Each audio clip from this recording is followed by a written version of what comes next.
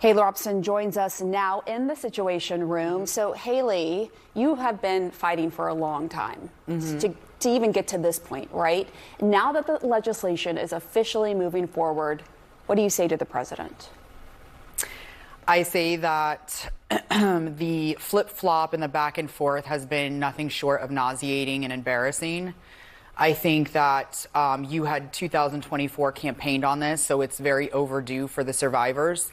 I think that if you would like to clear your name once and for all, and let's put the past behind us so we can all move forward in a positive direction and finally get the justice and clarity that we deserve, I suggest that we follow through with our promises.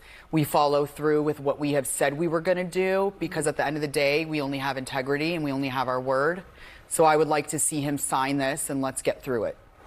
You're a Republican. You've spoken about that. I wonder what your reaction is to Speaker Johnson saying that this vote was a political show vote by the Democrats. Well, I was present in the room when they were doing the votes, as well as all the survivors. And I can say the only theatrics I saw was from him. I think some of his comments were on that fine line. This is not a hoax. There is no theater coming from us or the survivors on our end. I'm appalled by him in general, and I've lost a lot of respect by him. Just the back and forth with Adelita Grijalva. You will never convince me. She was a deciding vote at the time for the petition. That's why you said that. Okay. Yes, and you will never convince me that shutting down the government for 50 days, and in those 50 days was when we needed them the most. And in those 50 days, we don't know what happened. We just know that you wouldn't swear in Adelita Grijalva, and I'm sure there was more pressing issues and policies that came to light in that decision making.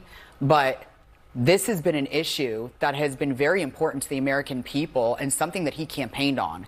And when you have a policy or procedures that need to be done for the American people, I feel it's in America's best interest and the people's best interest if you follow through and get things done instead of just closing off. Surely they are the adults. Surely they can figure it out.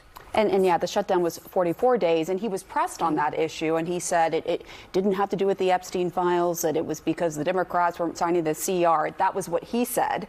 And he is arguing, as he held in this press conference yesterday, that this is a show vote, and that really he had been wanting amendments to it because this is a show vote in terms of, you know, the Democrats, Republicans coming together to vote for this. But he said that the majority of the survivors for Epstein have not spoken out. And he was concerned that this could harm innocent people or other survivors who want to stay private, or people who have nothing to do with this. Well, no, that's actually inaccurate in my opinion, because the survivors that don't want to be public are Jane Does. They've been protected, and their names have been redacted this whole time as Jane Does. The only people that you need to worry about are the survivors that are in those files and documents that are public and that are on the right side of things and whose names have never been redacted. I'm one of those people, and I've been very vocal on, I don't care if my name is redacted or not. My survivor sisters are important to me. And if that means that my name doesn't get redacted but the files come out, that is the right thing to do. And that is it. There's no conversation that needs to partake in any of this. And honestly, this is where the administration failed the American people, not just the survivors of Jeffrey Epstein. You lose all credibility when you go back on your promises to the American people and the survivors that you campaigned on in 2024. You lose all credibility when you play the flip-flop game and you start intimidating people in your own party like Thomas Massie and Marjorie Taylor Greene that are on the right side of things. That's when you lose credibility. And you don't just lose credibility with your party, you lose credibility with your constituents. And I don't think Trump understands who some of his constituents are. And so for me, anything that comes from Johnson, the House Speaker, or this administration, I take with a grain of salt. So then are you concerned there will be more roadblocks to getting these files published, even if the president signs it, as we do expect? Absolutely, I expect it. I'm waiting for it. I want to be hopeful, but I have to be practical and realistic. And I've been doing this for well over 10 years. I've been very public and very vocal. And There is nothing they're going to tell me that I'm going to wholeheartedly believe anymore. You already failed me, and the government failed me.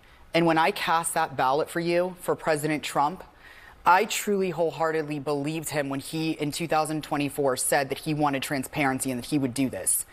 But how can I believe a government who has ignored me for 5 administrations, who has not acknowledged any of us, who has pretty much swept us under the rug and tried to drown us out and drown our voices out, and then here we are 5 administrations later on somebody who finally said they were going to do the right thing, and then here we are now, you know, it's obstacle after obstacle.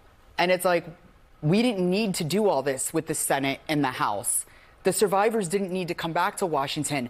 Trump could have done this without us. He could have just signed it. There's no amendments that are needed. Directed DOJ, you're saying, to release Correct. the files. Yeah. Correct. Do you also put onus on Democrats, though, when they were in power? It is not a one-party problem. This is, you know, non-bipartisan. Democrats have equally failed us. Again, 5 administrations that we have gone through, and all 5 have not done anything. However, I cannot keep going back into the past and searching for answers. I have to face what I'm living through today. And what I'm living through in the present is an administration, and the only administration in 5 years, that campaigned on releasing the files. Yeah.